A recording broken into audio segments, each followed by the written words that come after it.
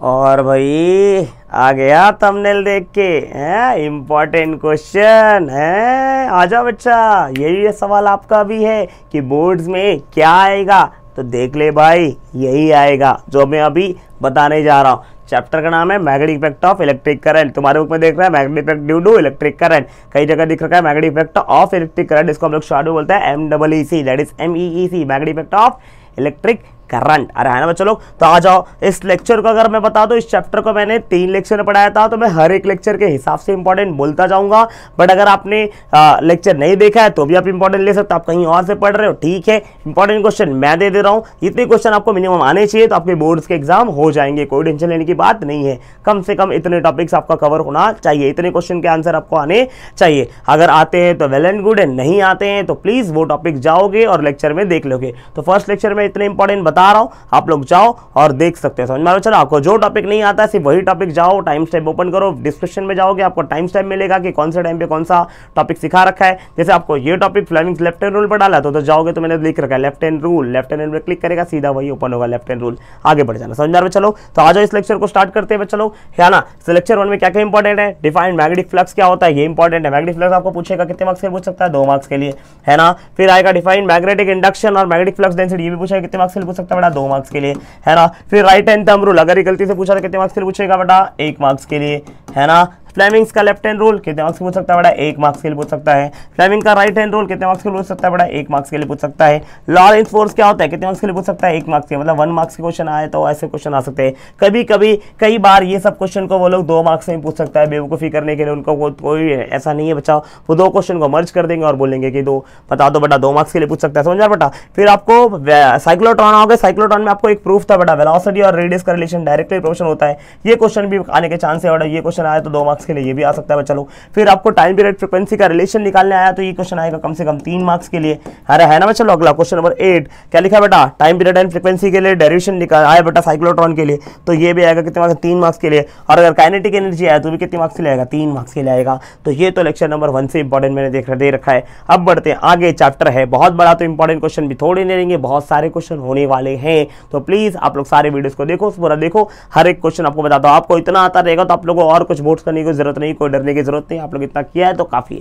समझ रहा। अगला क्वेश्चन क्या है बच्चा लोग, आपको मैग्नेटिक फोर्स का डेरिवेशन आना चाहिए कि magnetic force acting on a wire कितना होता है, किसी वायर पे कितना फोर्स एक्ट होता है। याद है हम लोग ने डेरिवेशन किया था बेटा, I × L bar cross B बार, ऐसा कोई फॉर्मूला आपने पढ़ रखा है। अगर ये फॉर्मूले का डेरिवेशन आपको आता है तो आपको पहला क्वेश्चन हो जाएगा। समझ में बेटा, तो पहला क्वेश्चन वही है। क्लियर है बच्चा लोग? ओके, आ जाओ। ओके, सबसे पहला क्वेश्चन, और ये क्वेश्चन कभी भी आएगा कितने मार्क्स के लिए आएगा बेटा, कम से कम 3 मार्क्स के लिए आना चाहिए। समझ में आ रहा है? चलो, फिर आता है बायोट-सावर्ट लॉ। बायोट-सावर्ट लॉ आपको 2 मार्क्स में भी देखने मिलता है और कई बार 3 मार्क्स में भी देखने मिलता है, तो वो कभी भी कुछ भी पूछ सकते हैं। ये बायोट-सावर्ट लॉ बहुत बढ़िया क्वेश्चन है। अगला क्वेश्चन होने वाला है बेटा, magnetic field due to long straight wire, है ना, due to long straight wire by using Biot Savart law. आपने लॉन्ग स्ट्रेट वायर के लिए मैग्नेटिक फील्ड का डेरिवेशन देख रखा होगा, जहाँ पे आपने ये फॉर्मूला डिराइव किया था, याद होगा, μ0I/2πr, या फिर कई लोग उसके 2πd लिखते हैं। आपको जो डिराइव किया जाएगा वो डिराइव करो, उससे कुछ फर्क पड़ता नहीं है। तो ये डेरिवेशन आपको आना चाहिए। फिर आप लोग ने आर्क के लिए किया रहेगा, एक आर्क कितना, अगर एक आर्क ने करंट लिखा तो कितना मैग्नेटिक फील्ड देगा at the centre of the coil, एक वो डेरिवेशन था, वो डेरिवेशन आना चाहिए। फिर एक्सियल मैग्नेटिक फील्ड का एक डेरिवेशन है, वो डेरिवेशन आपको आना चाहिए। लेक्चर नंबर 2 में मैंने इसको करा रखा है, सबके प्रूफ दे रखे हैं। फिर एक टॉपिक था कि मैग्नेटिज्म है जो एनालॉग करता है इलेक्ट्रोस्टैटिक्स को, आपको वो भी समझ में आना चाहिए। अच्छा, ये पार्ट आएगा तो 3 मार्क्स के लिए भी पूछने जाने के चांसेस होते हैं। और लास्ट में फोर्स ऑफ अट्रैक्शन और force of repulsion between the 2 wire, जब भी 2 वायर आए उनके बीच फोर्स ऑफ अट्रैक्शन और फोर्स ऑफ रिपल्शन क्या होता है, इसके भी क्वेश्चन आने के चांस है। ये दोनों 3-3 मार्क्स के चांस है बेटा। और यहाँ पर अगर बात करूँ तो first question 3 marks, second question 2 या 3 मार्क्स के लिए, और बाकी तीनों क्वेश्चन आपको कितने मार्क्स के लिए देखने मिल सकते हैं बेटा, 3-3 मार्क्स के क्वेश्चन है बच्चा। ये भी 3 मार्क्स, ये भी 3 मार्क्स, ये भी 3 मार्क्स, मतलब ये काफी बढ़िया क्वेश्चन है जिनके पूछे जाने के चांसेस बहुत ज्यादा है। समझ में आ रहा बेटा, बहुत ज्यादा है।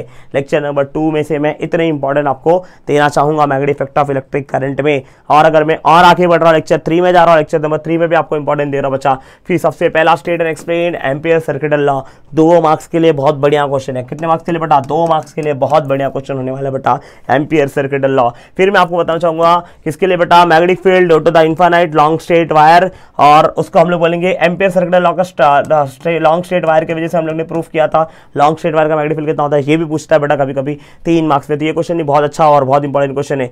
फिर आपको मैग्नेटिक फील्ड का long straight wire long straight solenoid रहेगा, लॉन्ग स्ट्रेट सोलोनॉइड नहीं बोल सकते, लॉन्ग सोलोनॉइड बोलेंगे बेटा, समझो लॉन्ग सोलोनॉइड रहेगा तो उसके लिए कितना है बेटा 3 मार्क्स का, ये भी पूछने का चांस है। और टोरॉइड कैसे कितना मैग्नेटिक फील्ड प्रोड्यूस होता है उसका भी प्रूफ पूछा जाता है, वो भी कितने मार्क्स के लिए पूछेंगे बेटा 3 मार्क्स के लिए, है ना। Derive an expression for magnetic field due to toroid by using Ampere circular law. तो एम्पियर सर्कुलर लॉ का यूज पहले तो एम्पियर सर्कुलर लॉ को डिफाइन करना आपको आना चाहिए, स्ट्रेट एम्पियर सर्कुलर लॉ। फिर उसका एप्लीकेशन है 3 एप्लीकेशन, एक स्ट्रेट वायर के लिए, एक सोलोनॉइड के लिए, एक टोरॉइड के लिए। ये तीनों को जैसे हम लोग मैग्नेटिक फील्ड का डेरिवेशन किया था वो तीनों डेरिवेशन आपको आना चाहिए। और उसके बाद current flowing through the MCG क्या था याद है, वो जो मैंने करंट में, अगर आपने लास्ट लेक्चर का देख रखा हो, इंपॉर्टेंट देख रखा हो, तो मैंने आपको बताया था एमसीजी वाला पार्ट थोड़ा करंट में दे रखा है, थोड़ा दे रखा है बेटा एमडब्ल्यूसी में। तो मैंने दोनों पार्ट कहाँ पढ़ाया बेटा एमडब्ल्यूसी में पढ़ाया। तो आपको लेक्चर देखना है, यहीं से देखना है बच्चा, लेक्चर नंबर 3 है ये, जहाँ पे हम लोग को प्रूफ करना है कि आई और थीटा का रिलेशन है डायरेक्टली प्रोपोर्शनल। ये क्वेश्चन अगर आए तो 3 मार्क्स के लिए आपको पूछा जा सकता है एमसीजी का। फिर उसके बाद advantage principle of MCG, uses of MCG, advantage of MCG, disadvantage of MCG. देखो ये सब क्वेश्चन हो गए 1-1 मार्क्स के लिए, कभी कभी इंडिविजुअल 2-2 मार्क्स के लिए पूछ सकता है, कभी कभी इंडिविजुअल 1-1 मार्क्स के लिए पूछेगा। हो सकता है कंबाइन करके पूछे कि कोई भी 2 चीज में प्रिंसिपल और यूसेज पूछ दे, या principle of advantage disadvantage 3 marks के लिए पूछ दे। तो ऐसे क्वेश्चन वो स्वैप करके पूछे जा सकते हैं। फिर एमसीजी कन्वर्टेड इनटू एमीटर भी आपको पता होना चाहिए, एमसीजी कन्वर्टेड इनटू वोल्टमीटर। ये दोनों क्वेश्चन में 3-3 मार्क्स के लिए आते हैं। ये मैंने जो टॉपिक दे रखा है ये मैं आपको दे रखा हूँ इंपॉर्टेंट कहाँ पे बेटा, यहाँ पर भी दिया है मैंने और वहां पर भी दे रखा है। बट अगर आपसे कोई पूछे कि सर इसके अंदर बहुत इंपॉर्टेंट क्वेश्चन बताओ ना, तो बहुत इंपॉर्टेंट क्वेश्चन कौन से होने वाले बच्चा लोग, तो मैं आपको बहुत इंपॉर्टेंट क्वेश्चन बताता हूँ कि इनमें से अगर बहुत इंपॉर्टेंट दूँ तो क्या क्या दे सकता हूँ। तो पहला तो एक लॉरेंस, ये बहुत इंपॉर्टेंट हो सकता है बताओ। ओके ओके, तो आपको फिर ये देखो ये 7, 8 और 9 ये 3 क्वेश्चन आप लोग कर रहे हैं, तीनों सिमिलर क्वेश्चन है। आप लोग देखने के लिए 3 क्वेश्चन है, बट आपका तीनों करने का तरीका सेम ही है। आप लोग एक करेगा, दूसरे में थोड़ा चेंज, तीसरे में थोड़ा चेंज, तो तीनों आप लोग कर लो, बेटर होगा बेटा। कौन कौन सा बेटा, वेलोसिटी, टाइम पीरियड, फ्रीक्वेंसी और काइनेटिक एनर्जी। साइक्लोट्रॉन से क्वेश्चन अच्छे खासे पूछे जाते हैं बच्चा लोग, तो प्लीज इसको कर लो अच्छे से, समझ में आ रहा है बच्चा लोग। उसके बाद अगर आप लोग यहाँ आ रहे हो तो मैं आपको बोलूंगा बायोट-सावर्ट लॉ का प्रूफ कर लो। किसका प्रूफ कर लो बेटा, बायोट-सावर्ट लॉ।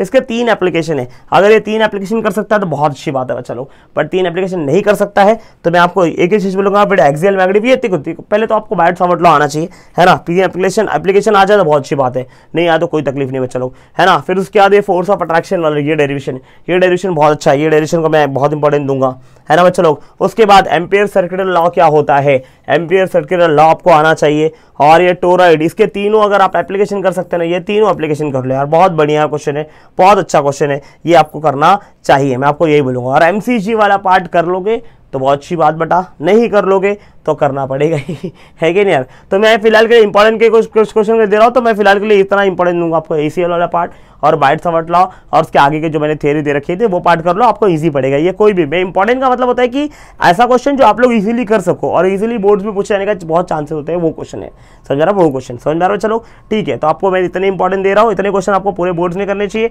और इतने इंपॉर्टेंट है। ये सारे क्वेश्चन के अगर सोल्यूशन आपको पता है तो बहुत अच्छी बात है, नहीं पता है तो जाओ लेक्चर्स देखो, महारिविजन मेरे चैनल पे जाओ, प्लेलिस्ट है बना रखा है मैंने महारिविजन का, महारिविजन में जाओगे आपको लाइन से सारे चैप्टर्स के मिलते जाएंगे। एमडब्ल्यूसी में जाओ, 3 लेक्चर ले रखा है, हर लेक्चर मैंने क्या क्या इंपॉर्टेंट बताया आपको सारे इंपॉर्टेंट याद दे रखा है। आपको अगर पूरा वीडियो नहीं देखना है कोई जरूरत नहीं बेटा, जो टॉपिक आपको सीखना है, जितना टॉपिक आपको नहीं आता है, जो टॉपिक आपको आता है उसका कोई तकलीफ नहीं, जो नहीं आता है उसका आप जाओ, वहां पे मैंने डिस्क्रिप्शन में ओपन करेगा, टाइम स्टैम्प दे रखा है, टाइम स्टैम्प में जो टॉपिक नहीं आता उससे उसके बगल में टाइम दे रखा हो, टाइम पे क्लिक करो, सीधा वहीं से स्टार्ट होगा जो आपको सीखना है, समझ में आ रहा है। चलो तो काम बहुत आसान है, यूट्यूब के फीचर्स बहुत अच्छे हैं, तो उसका इस्तेमाल करो और आगे बढ़ो, समझ रहा, टाइम वेस्ट मत करो। इसके पहले ही मैंने इंपॉर्टेंट के लेक्चर्स डाल रखे, इंपॉर्टेंट क्वेश्चन के लेक्चर्स डाल रखे, प्लीज आप लोग ये लेक्चर्स को भी इसको भी जाके देखो, इस पे काम करो, सिर्फ देख के कुछ मतलब निकलने वाला नहीं है, प्लीज बच्चा लोग देखते देखते कुछ काम भी कर लो, है ना, सीख लो, आगे बढ़ लो, समझ रहे हो। चलो चलता हूँ, जय हिंद, जय भारत, जय महाराष्ट्र, मिलते हैं अगले लेक्चर में, तब तक के लिए टाटा बाय बाय। देखते रहिए, सीखते रहिए और पढ़ते रहिए, आगे बढ़ते रहिए, समझ रहे हो। इसके पीडीएफ में आपको अपलोड कर दूंगा, टाटा बाय बाय।